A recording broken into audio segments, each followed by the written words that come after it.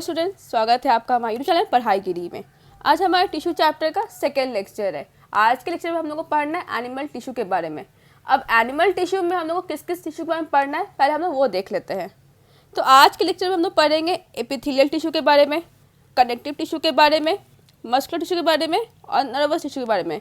हम लोग एक एक करके सबके बारे में आज डिटेल में पढ़ेंगे। तो शुरू करते हैं हम लोग आज का लेक्चर अपना।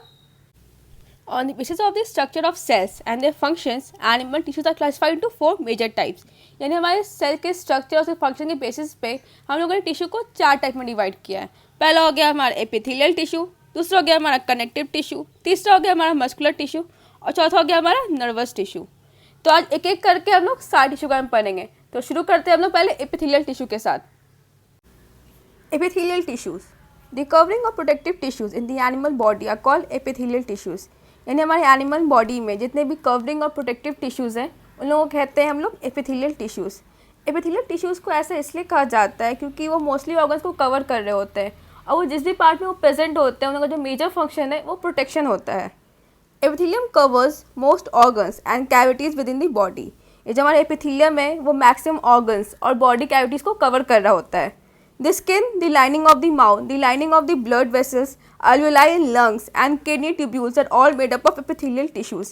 हमारे स्किन हो गए या फिर हमारे जो माउथ का लाइनिंग हो गया या फिर हमारे जो ब्लड वेसल्स है उसकी लाइनिंग हो गई या फिर हमारे जो लंग्स है जिसमें अल्वेलाई होते हैं जहाँ पे गैसेस एक्सचेंज होता है या फिर हमारे किडनी ट्यूब्यूल्स हो गए, ये सब बने होते हैं हमारे एपिथेलियल टिश्यू के। Functions of epithelial tissue. Epithelial cells protect the underlying cells from mechanical and chemical injuries and bacterial और viral infections। हमारे एपिथेलियल सेल्स के नीचे जो है काफ़ी सारे अलग अलग सेल्स होते हैं, वो उन सेल्स को प्रोटेक्ट करता है मैकेनिकल या फिर केमिकल इंजरीज से या फिर बैक्टीरियल या फिर वायरल इन्फेक्शन से। Epithelial tissue also forms a barrier to keep different body system separate. ये जो हमारे एपिथेलियल टिश्यूज़ है वो एक बैरियर क्रिएट करता है, इसकी वजह से हमारे जो बॉडी सिस्टम है, जो डिफरेंट बॉडी सिस्टम है वो सेपरेट हो जाते हैं।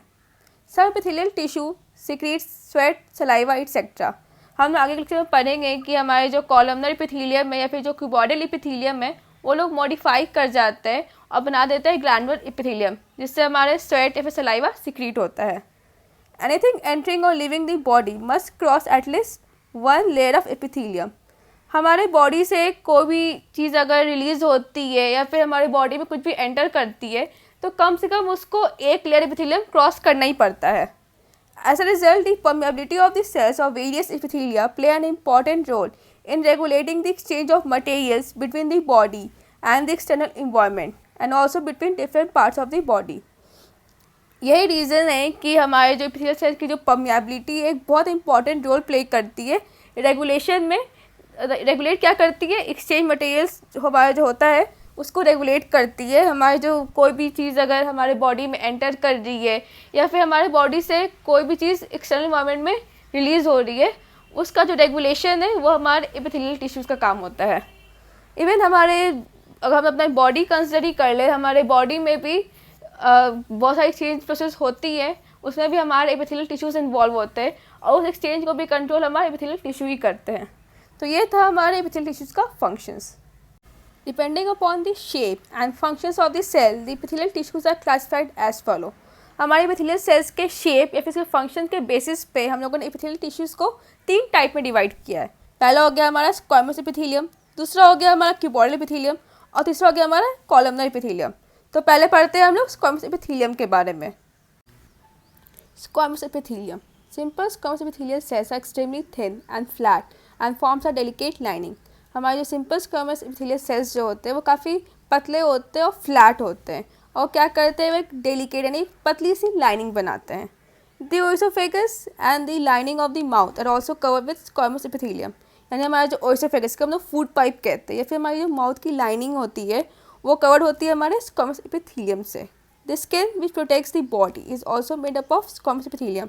यानी हमारी जो स्किन है जो हमारे बॉडी को प्रोटेक्ट करती है हर तरह के मैकेनिकल इंजरीज से, वो भी बनी होती है हमारे स्क्वामस एपिथेलियम से। Skin epithelial cells are arrange in many layers to prevent wear and tear. Since they are arrange in a pattern of layers the epithelial is called as stratified squamous epithelium. क्योंकि हमारे जो skin की जो epithelial cells है वो काफ़ी सारे layers में होती है ताकि हमारे कोई भी वियर और टियर को प्रिवेंट कर सके, तो इसलिए हम लोग उस तरह के एपिथेलियम को कहते हैं हम लोग स्ट्रैटिफाइड स्क्वामस एपिथेलियम। आइए हम लोग डायग्राम देखते हैं पहले इसका। देखिए ये देख रहे हो आप, ये है हमारा स्क्वामस एपिथेलियम। तो आप देख रहे हो कि जो सेल्स जो है वो फ्लैट सेल्स है और काफ़ी एक पतली सी लेयर है ये। तो ये है हमारा स्क्वामस एपिथेलियम। और ये देखो ये है हमारा स्ट्रैटिफाइड स्क्वामस एपिथेलियम।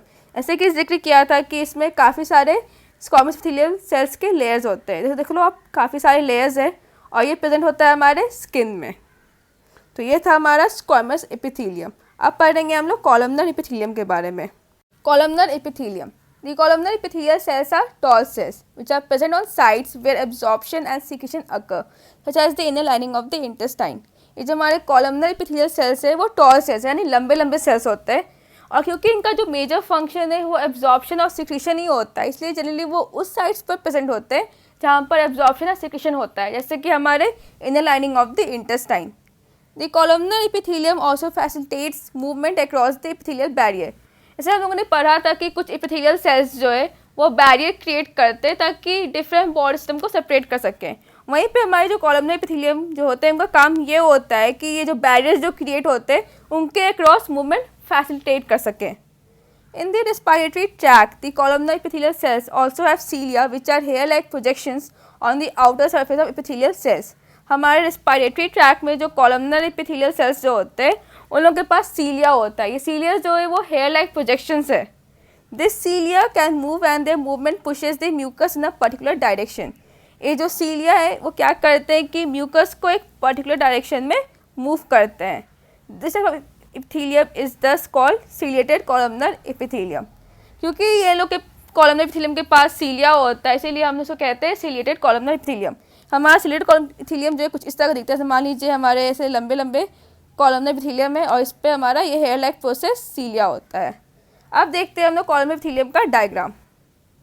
तो अब ये देख रहे हो ये हमारे कॉलमनर एपिथेलियम। जैसे कि हम लोगों ने जिक्र किया था कि हमारे जो कॉलमनर एपिथेलियम है वो टॉल सेल्स है, तो आप देख रहे होगे ये लंबे लंबे सेल्स है। और वहीं हमारे जो कॉलमनर एपिथेलियम है जो मोस्टली जो हम लोग को मिलता है वो मिलता है हम लोग को inner lining of the intestine में। तो ये था हमारा कॉलमनर एपिथेलियम। अब पढ़ेंगे हम लोग क्यूबॉइडल एपिथेलियम के बारे में। Cuboidal epithelium, it is composed of a single layer of cube like cells. ये जो हमारा क्यूबॉइडल एपिथेलियम है वो एक सिंगल लेयर ऑफ सेल से बना होता है। वो जो सेल्स जो होते हैं वो क्यूब के शेप के होते हैं। It's main function of secretion and absorption. हमारे जो क्यूबॉइडल एपिथेलियम है इसका जो मेन फंक्शन है वो है सिक्रीशन और absorption. It forms the lining of kidney tubules and ducts of salivary glands where it provides mechanical supports. ये हमारे किडनी ट्यूब्यूल्स का लाइनिंग बनाता है या फिर हमारे जो सलाइवरी ग्लैंड्स के जो डक्ट्स है वो बनाता है। और जहाँ पे इनका जो मेन फंक्शन है वो होता है मैकेनिकल सपोर्ट प्रोवाइड करना। अब देखते हैं हमारे क्यूबॉइडल एपिथेलियम का डायग्राम। जैसे कि आप ये डायग्राम देख रहे हो, आपको दिख रहा होगा कि हमारी ये क्यूबॉइडल एपिथेलियम है। तो जो सेल्स हैं वो क्यूब लाइक है और ये सेल्स है जो है वो प्रेजेंट होते हैं हमारे मोस्टली किडनी ट्यूब्यूल्स में या फिर सलाइवरी ग्लैंड्स के डक्ट्स में। तो ये था हमारा cuboidal epithelium. Some of the columnar or cuboidal cells get specialized for secretion and are called glandular epithelium. हमारे जो कुछ जो कॉलमनर या फिर क्यूबॉइडल सेल्स जो है वो थोड़ा सा मॉडिफाई कर जाते हैं और बना देते हैं ग्लैंडुलर एपिथेलियम। ये जो ग्लैंडुलर एपिथेलियम है वो दो टाइप के होते हैं। पहला हो गया हमारा यूनिसेलुलर ग्लैंड्स और दूसरा हो गया हमारा मल्टीसेलुलर ग्लैंड्स। जो यूनिसेलुलर ग्लैंड्स है उसमें सिंगल ग्लैंडुलर सेल्स होते हैं, जैसे कि हमारा goblet cells of the alimentary canal. वही हमारा जो मल्टीसेलुलर ग्लैंड्स हो गया वहाँ पे क्लस्टर्स ऑफ सेल्स है, यानी बहुत सारे सेल्स होते हैं, जैसे कि हमारा सलाइवरी ग्लैंड। तो यहाँ पे कंप्लीट होता है हमारा एपिथेलियम टिश्यू। अब पढ़ेंगे हम लोग कनेक्टिव टिश्यू के बारे में। Connective tissue, connective tissues are the most abundant and widely distributed in the body of complex animals. कोई भी एनिमल बॉडी में अगर कोई टिश्यू मैक्सिमम अमाउंट में प्रेजेंट होता है वो होता है उसका connective tissue. They are named connective tissue because of their special functions of linking and supporting other tissues or organs of the body. ये जो हमारे कनेक्टिव टिश्यूज़ है उनका नाम कनेक्टिव इसलिए पर उनका जो मेजर फंक्शंस है वो होता है दूसरे ऑर्गन्स या फिर टिश्यूज़ को लिंक और सपोर्ट करना। The cells of connective tissues are loosely spaced and embedded in an intercellular matrix. जो हमारे जो सेल्स होते हैं हमारे कनेक्टिव टिश्यूज़ के वो लोग काफ़ी लूजली अटैच्ड होते हैं, काफ़ी स्पेस होता है सबके बीच में, और ये जो मैट्रिक्स होता है उससे फॉर्मली अटैच्ड होते हैं। The matrix may be jelly like, fluid, dense और rigid. Nature of the matrix depends on the function of the particular connective tissues. हमारे जो मैट्रिक्स होता है कनेक्टिव टिश्यूज़ का वो अलग कनेक्टिव टिश्यूज़ में अलग होता है और वो डिपेंड करता है कि उस पर्टिकुलर कनेक्टिव टिश्यूज़ का फंक्शंस क्या है। तो इसी वजह से हमारे जो मैट्रिक्स है या तो जेली लाइक होंगे, या तो फ्लूइड होंगे, या तो डेंस होंगे, या तो रिजिड होंगे। तो ये था हमारे कनेक्टिव टिश्यूज़ का इंट्रोडक्शन। अब हम लोग देखते हैं कि हमारे बॉडी में different types of connective tissues कौन कौन से हैं। The various connective tissues found in human body are blood, bone, ligament, tendon, cartilage, areolar connective tissues and adipose connective tissues। तो इस सब के बारे में हम लोग पढ़ेंगे एक एक करके। पहले शुरू करते हैं हम ब्लड के साथ। Blood has a fluid matrix called plasma in which red blood cells, white blood cells and platelets are suspended। ये जो हमारा ब्लड है उसका जो मैट्रिक्स है वो फ्लूइड फॉर्म में होता है जिसे हम लोग प्लाज्मा कहते हैं। हमारे इसी ब्लड में प्रेजेंट होते हैं आरबीसी जिसे हम लोग रेड ब्लड सेल्स कहते हैं, WBC जिसे हम लोग वाइट ब्लड सेल्स कहते हैं, और प्रेजेंट है हमारा platelets.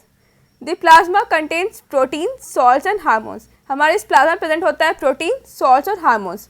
Blood flows and transport gases, digested food, hormones and waste material to different part of the body. ये हमारा जो ब्लड है इसका जो मेजर फंक्शन है वो है ट्रांसपोर्टेशन। और क्या क्या ट्रांसपोर्ट करता है? गैसेज, डाइजेस्टेड फूड, हार्मोन्स और वेस्ट मटेरियल। तो ये था हमारे ब्लड कंस्ट्रक्शन। अब हम देखते हैं ब्लड के सारे कंटेंट्स का डायग्राम। ये हमारे ब्लड के सारे कंटेंट्स हैं। ये हमारे रेड ब्लड सेल्स हैं, ये हमारे प्लेटलेट्स हैं, और ये आपको जो 5 स्ट्रक्चर दिख रहा है ये different types of white blood cells हैं। तो हमारे बॉडी में 5 types of white blood cells हैं: मोनोसाइट, इओसिनोफिल, बेसोफिल, लिम्फोसाइट और लास्ट में न्यूट्रोफिल। इस सब के बारे में ज़्यादा डिटेल में जानना नहीं है आपको, इस सब के बारे में आप पढ़ोगे हायर क्लासेस में। फिलहाल अब इतना याद रखो कि हमारे ब्लड में रेड ब्लड सेल्स, प्लेटलेट्स और वाइट ब्लड सेल्स प्रेजेंट होते हैं। तो ये था हमारा ब्लड। अब पढ़ेंगे हम लोग बोन के बारे में। Bone it form the supportive framework of the body. यानी हमारी बॉडी का जो एक प्रॉपर फ्रेमवर्क है वो बनाता है हमारा bone. It also anchors the muscles and supports the main organs of the body. यानी हमारा जो बोन क्या करता है कि हमारे मसल्स को अपने से टाइटली अटैच कर लेता है, साथ साथ जो हमारे बॉडी के काफ़ी सारे मेन ऑर्गन्स हैं उन लोगों को सपोर्ट प्रोवाइड करता है। It's a strong and non flexible tissues. ये बोन जो है काफ़ी स्ट्रॉन्ग स्ट्रक्चर है, साथ ही साथ ये एक नॉन फ्लेक्सिबल टिश्यू है, यानी अगर आप उसको मोड़ना चाहोगे तो ये नहीं मुड़ेगा। Bone cells are embedded in a hard matrix that is composed of calcium and phosphorus compounds. ये जो हमारे बोन सेल्स के जो मैट्रिक्स है वो हार्ड होते हैं। रीज़न ये है कि हमारे जो बोन का जो मेन फंक्शन है वो सपोर्ट प्रोवाइड करना है, इसकी वजह से इसके मैट्रिक्स हार्ड होते हैं और वो कंपोज्ड होते हैं कैल्शियम और फॉस्फोरस कंपाउंड से। तो ये था हमारा बोन। अब देखते हैं हमारे बोन का डायग्राम। ये हमारे बोन का डायग्राम है। इसमें आपको दिख रहा होगा कैनालिकुलस, इसमें प्रेजेंट होते हैं हमारे बोन सेल्स और ऑस्टियोसाइट्स। ये ऑस्टियोसाइट ही है जो एक्चुअल में बोन सेल्स का फॉर्मेशन करते हैं। और आपको यहाँ पे दिख रहा होगा हैवर्सियन कैनाल जिसमें हमारे ब्लड वेसल्स और नर्व फाइबर्स प्रेजेंट होते हैं। तो ये था हमारा बोन। अब पढ़ेंगे हम लोग लिगामेंट के बारे में। Ligament two bones can be connected to each other by another type of connective tissue called the ligament. हमारे बोन्स को जोड़ने में जो स्ट्रक्चर काम आता है उसे कहते हैं हम लोग ligament. This tissue is very elastic. ये हमारा लिगामेंट जो है काफ़ी इलास्टिक है। इलास्टिक इसलिए क्योंकि जब भी हम लोग मूवमेंट करते हैं हमारे जॉइंट के पास वहाँ पे कुछ ना कुछ स्ट्रेचिंग होता है, और अगर ये लिगामेंट हमारा इलास्टिक ना हो तो वहाँ पे लिगामेंट हमारे टियर हो जाएंगे। ताकि हमारा जो लिगामेंट है वो टियर ना हो इसलिए वो इलास्टिक होता है। It contains very little matrix. तो हमारे जो लिगामेंट में जो मैट्रिक्स है वो बहुत कम अमाउंट में होता है। It has considerable strength. ये हमारे लिगामेंट का जो स्ट्रेंथ है वो काफ़ी अच्छा होता है। तो ये था हमारा लिगामेंट। अब पढ़ेंगे हम लोग टेंडन के बारे में। Tendon connects muscles to bone and are other type of connective tissues. ये जो टेंडन है वो क्या करता है कि हमारे मसल्स को कनेक्ट करता है हमारे बोन से। Tendons are fibrous tissue with great strength but limited flexibility. हमारा जो टेंडन्स है वो एक फाइब्रस टिश्यू है और इस तरह से काफ़ी अच्छा स्ट्रेंथ होता है। लेकिन हम लोग अगर बात करें फ्लेक्सिबिलिटी का तो कंपैरेटिवली लिगामेंट से ये कम फ्लेक्सिबल होता है। तो ये जो बहुत कॉमन मिस्टेक है कि हमारे जो स्टूडेंट्स हैं वो कंफ्यूज हो जाते हैं लिगामेंट और टेंडन में। तो हमेशा याद रखिएगा कि अगर बोन और बोन को कनेक्ट करने की बात हो तो वो लिगामेंट होगा, और जब बात आए बोन और मसल्स के कनेक्शन की तो वो टेंडन होगा। तो ये था हमारा टेंडन। अब हम पढ़ेंगे हम लोग कार्टिलेज के बारे में। Cartilage has widely space cells. तो हमारे जो कार्टिलेज में काफ़ी सारे सेल्स होते हैं जिसमें काफ़ी सारे स्पेसेस होते हैं। जैसे मान लीजिए अगर एक सेल यहाँ पर दूसरा सेल यहाँ पे होगा तो मतलब दोनों के बीच में काफ़ी स्पेस रहते हैं। This solid matrix is compose of proteins and sugars. हमारा जो कार्टिलेज का जो मैट्रिक्स है वो सॉलिड है और वो बना हुआ है प्रोटीन्स और शुगर से। Cartilage smoothens bone surface at joints and is also present in the nose, ear, trachea and larynx. तो हमारा जो जॉइंट्स है वहाँ पे कार्टिलेज प्रेजेंट होता है ताकि वहाँ पे वो स्ट्रक्चर को स्मूथ बना सके। और वो ऑल्सो और भी जगह पे प्रेजेंट है, जैसे हमारे नोज़ में, ईयर में, ट्रैकिया में और लैरिंग्स में। Unlike bones, cartilage are flexible. जैसे कि हम लोगों ने पढ़ा था कि हमारे जो बोन्स है वो नॉन फ्लेक्सिबल है, लेकिन वही हमारे जो कार्टिलेज जो होते हैं वो फ्लेक्सिबल होते हैं। अब देखते हैं हम लोग कार्टिलेज का डायग्राम। ये हमारे कार्टिलेज का स्ट्रक्चर है। ये जब आपको कॉर्डोसाइट्स दिख रहा है ये है कार्टिलेज फॉर्मिंग सेल्स, और आपको ये मैट्रिक्स दिख रहा है ये हाइलिन मैट्रिक्स है। तो ये था हमारा कार्टिलेज। अब पढ़ेंगे हम लोग अल्वियोलर कनेक्टिव टिश्यू के बारे में। Alveolar connective tissue, it is form between the skin and muscles. तो ये हमारा जो अल्वियोलर कनेक्टिव टिश्यू कहाँ मिलता है हम लोग को, स्किन और मसल्स के बीच में, around blood vessels and nerves and the bone marrow. ये दो जगह हम लोग को और मिलता है, ब्लड सेल्स के आसपास या फिर नर्व के आसपास या फिर हमारे बोन मैरो में। It फिल्स the space inside the organs, support internal organs and helps in repair of tissues. ये कोई भी ऑर्गन के अंदर प्रेजेंट होता है या फिर हमारे इंटरनल ऑर्गन को सपोर्ट कर रहा होता है, या फिर कोई भी टिश्यू अगर डैमेज हो गया तो उसके रिपेयर होने में ये हेल्प करता है। अब देखते हैं हम लोग इसका डायग्राम। तो ये हमारे अल्वियोलर टिश्यू का डायग्राम है, तो इसमें काफ़ी अलग अलग स्ट्रक्चर्स प्रेजेंट होते हैं, जैसे प्लाज्मा सेल्स है, मास्ट सेल्स है, कोलेजन फाइबर्स है, मैक्रोफेज है, रेटिकुलर फाइबर है, और ये हमारा फिब्रोब्लास्ट है। ये सारे स्ट्रक्चर्स हमारे अल्वियोलर कनेक्टिव टिश्यू में प्रेजेंट होते हैं। अब पढ़ेंगे हम लोग एडिपोज कनेक्टिव टिश्यू के बारे में। Adipose connective tissue, it is found below the skin and between the internal organs. तो हमारा ये टिश्यू मिलता कहाँ है, स्किन और स्किन के नीचे या फिर इंटरनल ऑर्गन्स के बीच में। Cells of this tissue are filled with fat globules.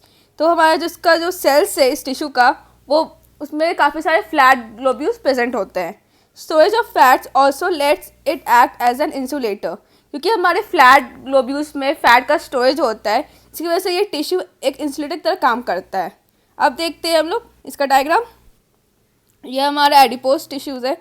तो आप देख रहे होंगे इसमें काफ़ी सारे फैट ड्रॉपलेट्स हैं, और यहाँ पे आप कॉर्नर में देखोगे ये जो ब्लैक स्ट्रक्चर दिख रहा है ये इसका न्यूक्लियस है। तो ये था हमारा एडिपोज कनेक्टिव टिश्यू, ये पे कंप्लीट होता है। साथ साथ हमारा कनेक्टिव टिश्यू ये भी कंप्लीट होता है। अब पढ़ेंगे हम लोग मस्कुलर टिश्यू के बारे में। Muscular tissue, muscular tissue constitute all the muscles of the body of an animal. तो हमारे मस्कुलर टिश्यूज में सारे हमारे बॉडी के मसल्स इंक्लूड होते हैं।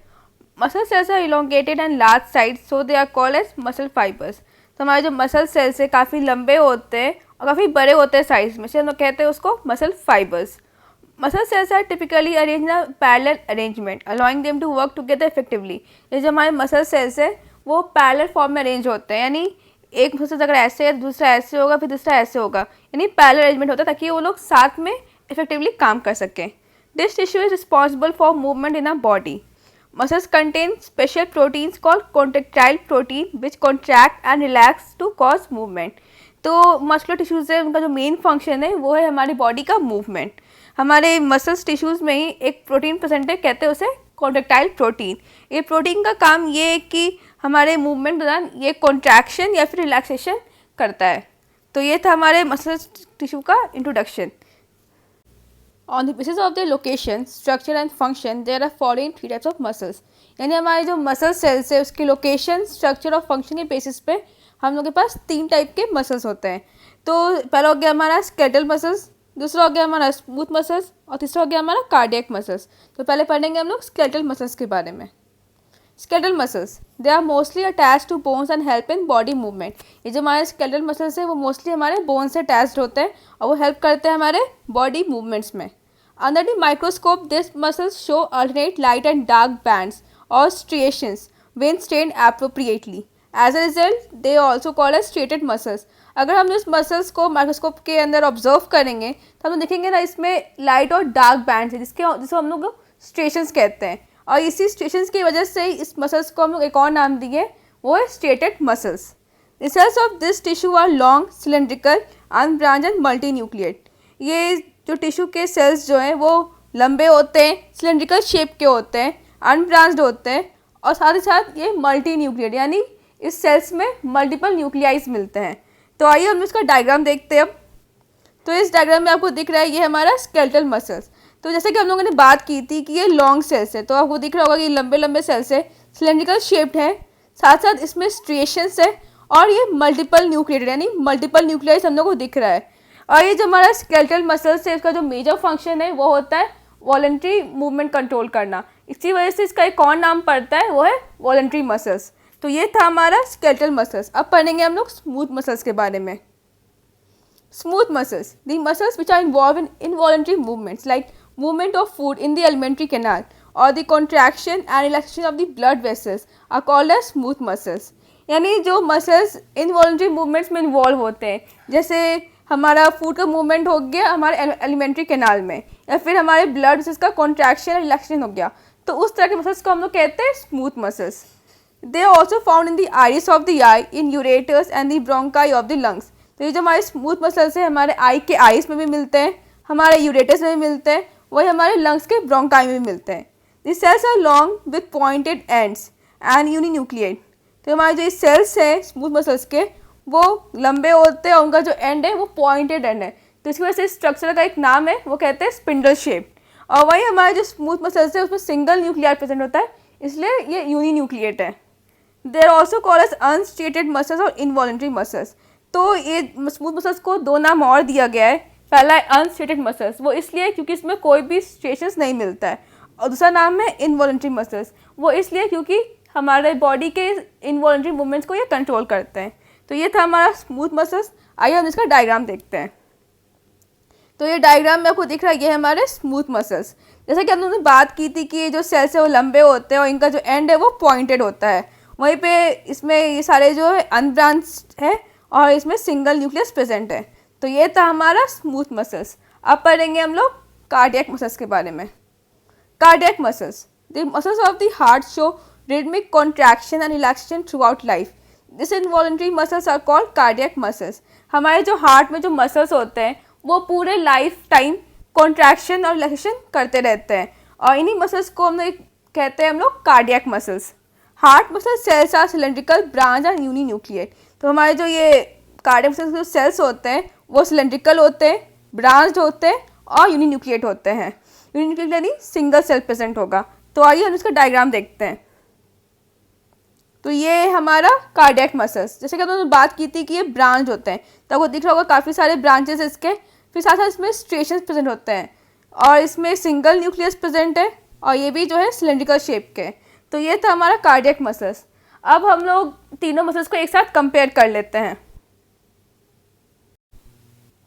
Nervous tissue, cells of the nervous tissue are highly specialized for being stimulated and then transmitting the stimulus very rapidly from one place to another within the body।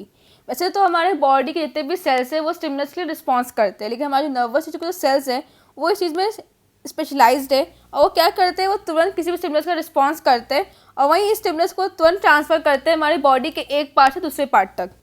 The brain, spinal cord and nerves are all compose of the nervous tissue. तो हमारे जो body के जो main structure जिसे हम brain कहते हैं, या फिर हमारा जो स्पाइनल कॉर्ड है, या फिर हमारा जो नर्व्स भी है, वो सब बना होता है हमारे नर्वस टिश्यू का।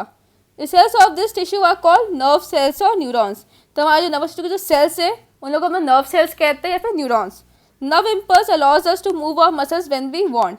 तो ये जो हमारे नर्व इम्पल्स यानी हमारे जो नर्व सेल्स में जो इम्पल्स कंडक्ट होते हैं, जो हम नर्व इम्पल्स कहते हैं, वो हमें मसल्स को मूव करने में हेल्प करते हैं। एग्जैक्टली अगर बोला जाए तो अगर कोई भी मूवमेंट होता है हमारे बॉडी में, उसमें हमारे नर्वस टिश्यू और मस्कुलर टिश्यू दोनों इन्वॉल्व होते हैं, दोनों साथ में काम करते तभी हम लोग कोई मूवमेंट कर पाते हैं। तो ये था हमारा नर्वस टिश्यू। अब हम लोग पढ़ते हैं नर्व सेल्स के बारे में।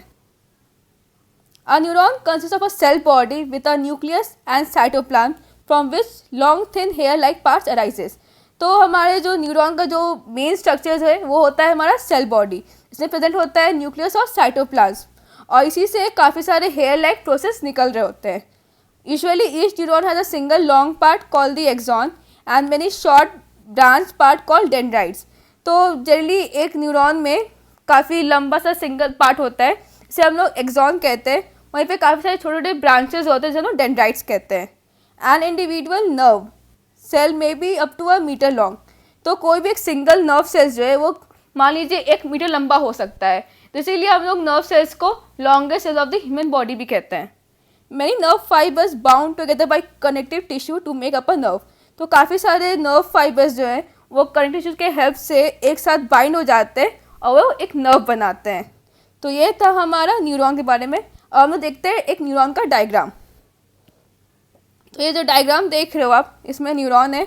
तो ये जो स्ट्रक्चर है ये है सेल बॉडी, और ये जो बीच में आपको ब्लैक स्ट्रक्चर दिख रहा है वो है न्यूक्लियस, और जो साइड में जो आपको काफ़ी सारे ब्रांचेस दिख रहे हैं ये है डेंड्राइट, और ये जो आपको एक सिंगल लॉन्ग स्ट्रक्चर दिख रहा है ये है हमारा एक्सॉन। और फिर आपको एक्सॉन के एंडिंग में भी आपको ब्रांच स्ट्रक्चर्स दिख रहे होंगे, उसे हम लोग कहते हैं नर्व एंडिंग। तो यहाँ पे कंप्लीट होता है हमारा नर्वस टिश्यू। ये हमारा टिश्यू चैप्टर है आज कंप्लीट होता है। तो आप ये चैप्टर एक बार एनसीईआरटी से अच्छे से पढ़ लीजिए। साथ साथ हमारे चैनल को लाइक करें, शेयर करें और सब्सक्राइब करें। Thank you.